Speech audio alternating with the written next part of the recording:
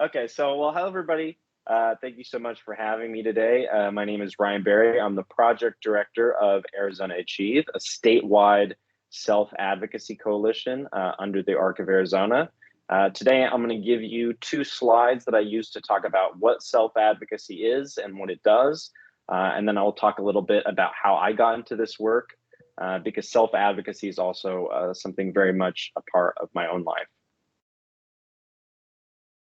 Okay, so first, what is self-advocacy? So for those who have not heard this word before, self-advocacy is using your voice to tell other people how you feel, what you need, and what you want.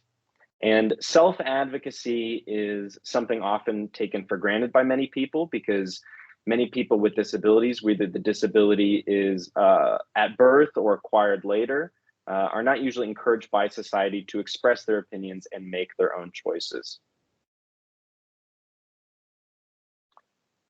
So teaching self-advocacy is important because it gives people with disabilities the confidence to lead a more self-directed life.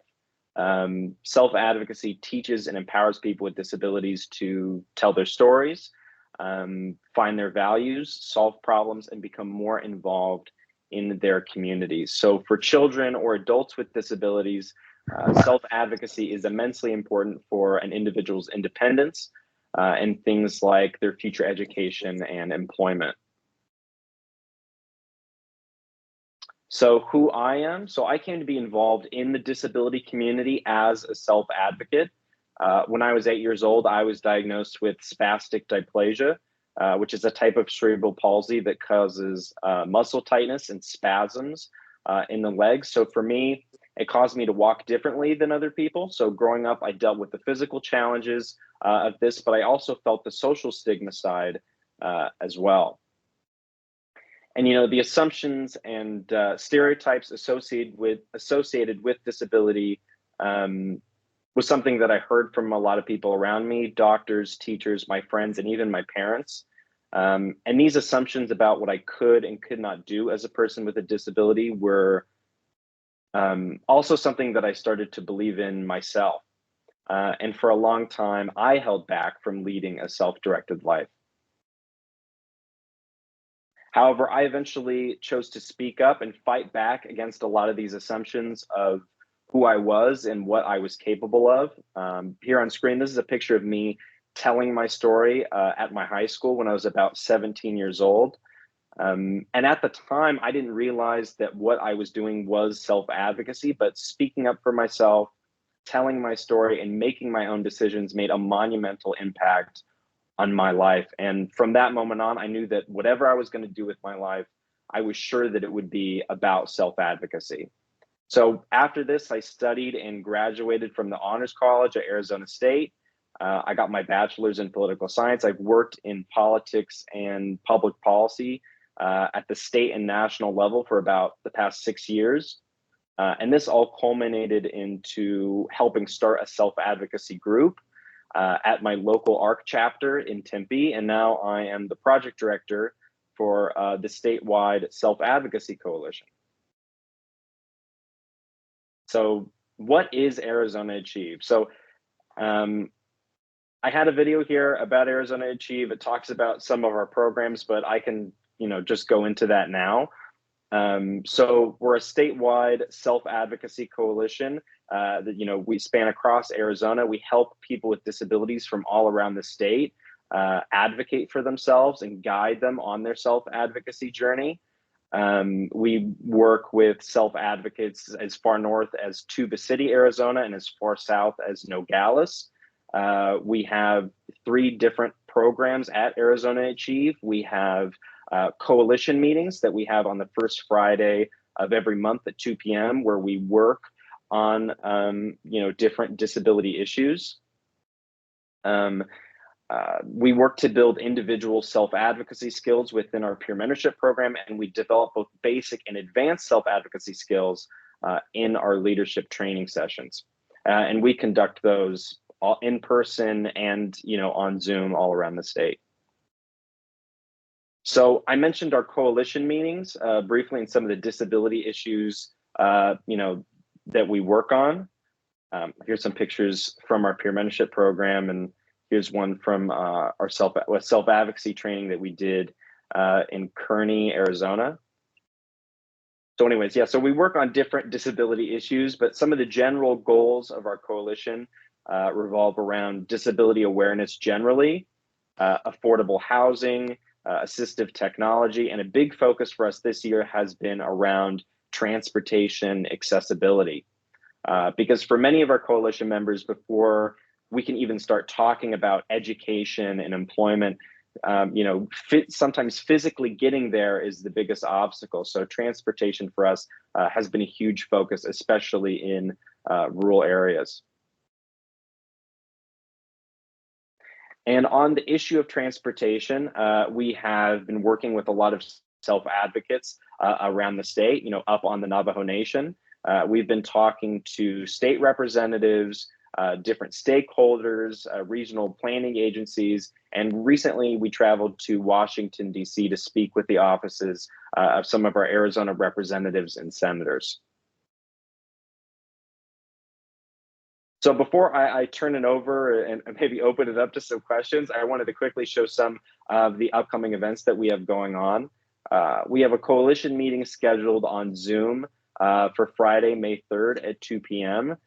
We also have an in-person self-advocacy training in Tuba City on May 16th. So these events are great opportunities for anyone to learn more and get more involved in self-advocacy, especially the coalition meetings.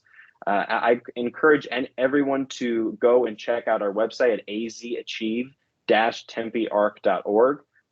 You can sign up for our newsletter. You can get updates about what the coalition is doing and important disability news at both the state and national level.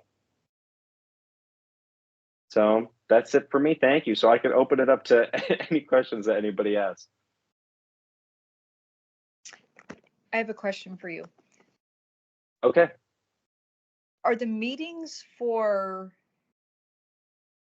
parents with children with disabilities, or is it the person with disability advocating for themselves? So our coalition meetings are for everybody. It's for the self-advocates themselves. It's for parents, and it's for even people that are not in the disability community but just want to learn more about the different issues that we're working on. And we're also a cross-disability coalition, so it's not just intellectual and developmental disabilities. We work with individuals with mobility impairments, people who are blind. Up on the Navajo Nation, the group that we work with there, a lot of the people in that self-advocacy group have visual impairment. So it's not limited to a specific person. It's just anybody who's interested in learning more about self-advocacy. Okay.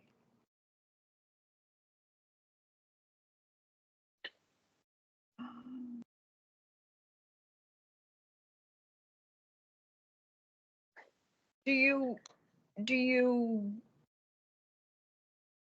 provide resources or direct them to resources? Say if they have a need, they are able to voice their need, but what happens after they voice their need? Yeah, so connecting, either parents or self-advocates or people that are just interested in disability issues, a big part of what we do is connecting people to different resources. We have a list of resources on the Arizona Achieve website. There's a resources tab, and there's different categories where you can watch videos and maybe read some of the articles and visit different organizations in the state that focus on particular disability issues. Okay. Tell me a little bit more about your peer program. Say if a parent would come and at that time, like the parent needs an advocate for them to help their. Does that make sense? Yeah. Did you say peer mentorship program? Right. Is that part of your program? Are you mentoring? Is it a peer? So, I, so yeah, sorry. So the peer mentorship program is strictly for self advocates. It's strictly for people with disabilities. So in the peer okay. mentorship program, what we do, and we just had our last peer mentorship cycle where we paired 3 peers with 3 self-advocate mentors. So we pair some more experienced self-advocate leaders with some people that are maybe new to the self-advocacy community, and then mentors work with their peers on different goals and help them achieve action steps to accomplish those goals. Okay. So if you have a parent advocating for their child or adult, Mm-hmm. whatever it is there a process of helping them advocate for their child or their So, or are not you mostly seeking out adults? so it's not specific, specifically to the peer mentorship program. That's strictly people with disabilities, but helping parents, maybe teach their child or adult child self-advocacy. Okay. It's something that we definitely encourage at the coalition meetings. My project assistant, someone who works on this project with me, she is, a parent to a child with autism. So, Okay. um, yeah. So there's both, self-advocates and parents who are, involved in this coalition. Okay. I see it as helping parents maybe step back who have been the Mhm. advocate for the child or the adult, um, maybe kind of a link, helping them step back a little bit and uh, the adult child or whomever step forward, therefore giving them a voice. Yeah, and I think another big part of the self advocacy coalition is just for people with disabilities to be around other people that have had similar experiences as you, and have been on that self advocacy journey, and and practicing. A lot of those self advocacy skills in that sort of safe, supportive environment, I think, is really important as well. Okay. Yeah. Uh, I like the words you chose, that it's a safe environment and it's a supportive environment. I think as a parent, Mhm. sometimes we're not quite sure who we're turning our children or disabled adults over to. And I think Mhm. that's key. We tend to hover and be very protective. So, yeah, And one of I, the things that we found in all the work that we've done at the ARC is that sometimes parents feel like they're not being heard or listened to when they're advocating for their child. But when their child is able to advocate for themselves, it's much more powerful because it's coming from the Mhm. person that's being supported. And it just has that impactfulness that unfortunately, as an advocate or a parent, it just sometimes doesn't land the way that we were hoping that it would, yeah, and Mhm. doesn't have that lasting effect. But when somebody meets an individual with a disability that is able to communicate on their own behalf, that sticks in somebody's memory much more than just another parent or another direct support professional, you right. know, Mhm. standing on their soapbox talking about all the different disability issues. When they can see the person that we're actually advocating for, um, it it's just way more powerful. Yeah, I think as a parent, uh, we can tend to be biased too. Like you said, I think hearing from the source has greater meaning and greater depth. than when speaking, kind of like when you play telephone, you know, by the time it gets to Mm. the person who can do something, it's been through 4 or 5 people, you know, and the message can get mold a little bit. But if it comes, you know, I call it, if it comes straight from the heart, you know what you're dealing with. So, yeah, I like that. Yeah. And there's, you know, in our different programs, we really made a concerted effort to have opportunities for different levels of engagement for the Self-Advocacy Coalition. So the coalition meetings, you know, we don't necessarily call anyone out specifically if someone's new and attending the meeting. You know, the coalition meetings that you can engage, you can be a part of the discussion, but you can also sit back and watch and listen to other self-advocates talk about their own personal stories, you know, and what they've been doing in their communities. But also we have the self-advocacy trainings, you know, which is a little bit more personal. We do hands-on activities. And then we have the peer mentorship program, which is we have Susie, who's the project assistant who oversees, but doesn't get involved. It very much takes, a back step and lets some of the experienced self-advocate leaders that we have, mentor, other people with disabilities on their journey. So yeah, there's different levels of engagement, and we try to cater to different levels of need. Brian, can you talk about the effort to reach the rural communities? Of course.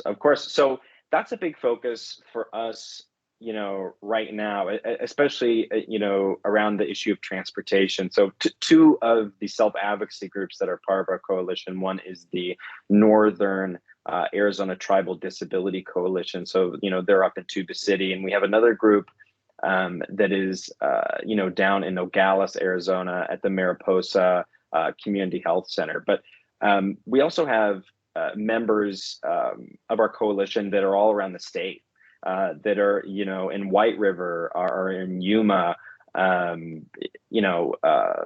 Kingman. So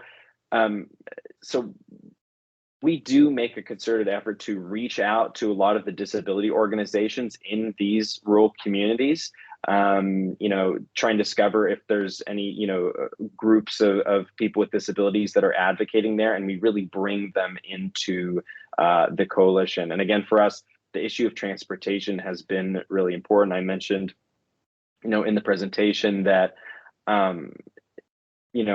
transportation comes before, for a lot of people, comes before, healthcare, education, and employment. It's what connects people with disabilities to their community. It's what connects all of us to our community. So right now we've been working with these different rural communities throughout the state, and understanding, what their needs are, for transportation. And we've been bringing them into discussions with state representatives, with, for instance, Representative Greg Stanton's office. And, again, he was the former mayor of Phoenix, and he worked on the light rail. So, he knows a lot about transportation. And we just kind of bring different community partners together, and we platform self-advocates to tell their stories.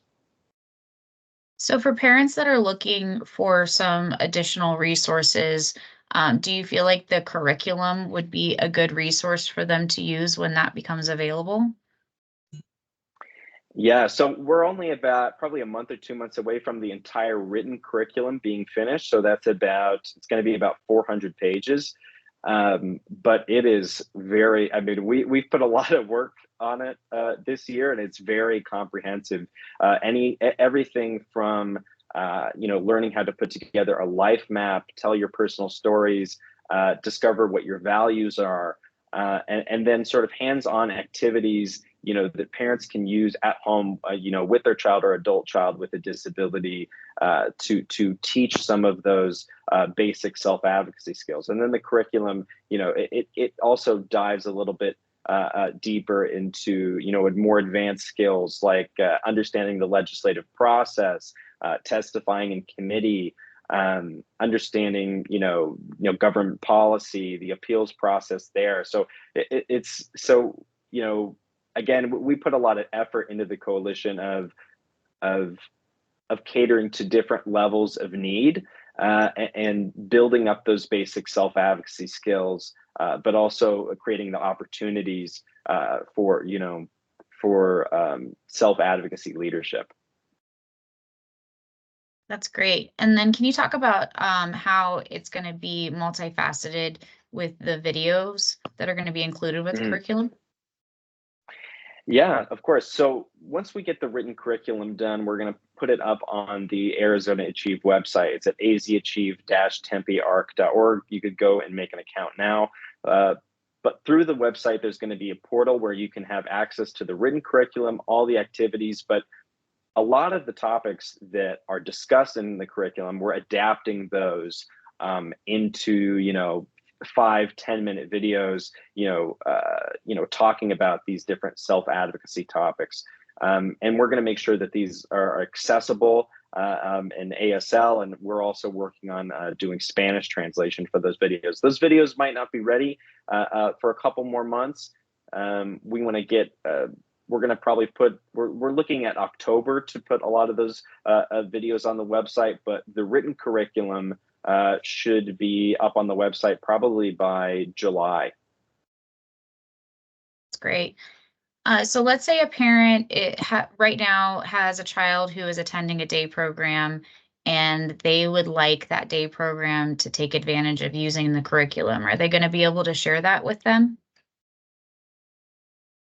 Yes. So the curriculum, it's accessible to anybody. It's accessible to an adult with a disability who maybe wants to, read up on some of these self-advocacy topics, do some of the activities. It's for parents, but also it can be for day programs, schools, or different disability organizations that want to, include these activities as part of their programming. So so and most of our self-advocacy trainings we've done throughout the state this year have been at different day programs, and the curriculum is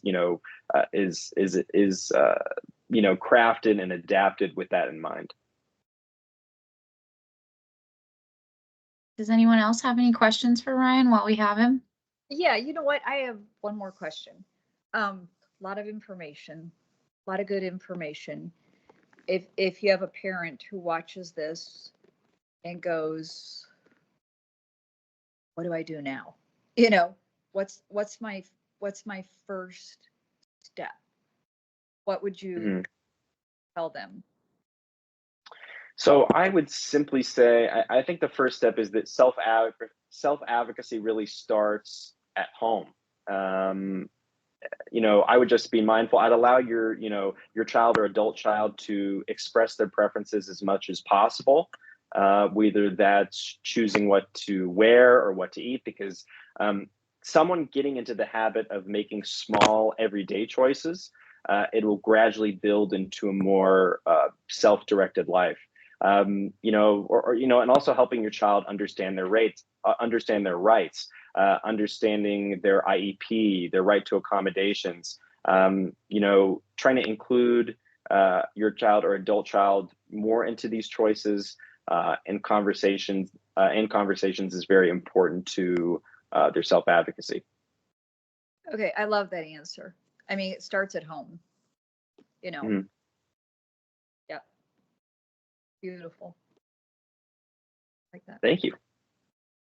Yeah, and thank you for what you went through and came out on the other side stronger and an advocate for those because you were there. You can understand that.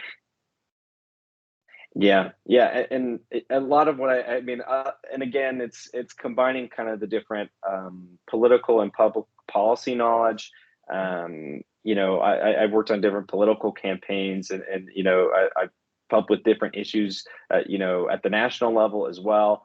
But a big thing for me is that this really does come from personal experience and my own disability story. So I appreciate that. Thank you. Yeah, no, I think that's what makes you a credible witness.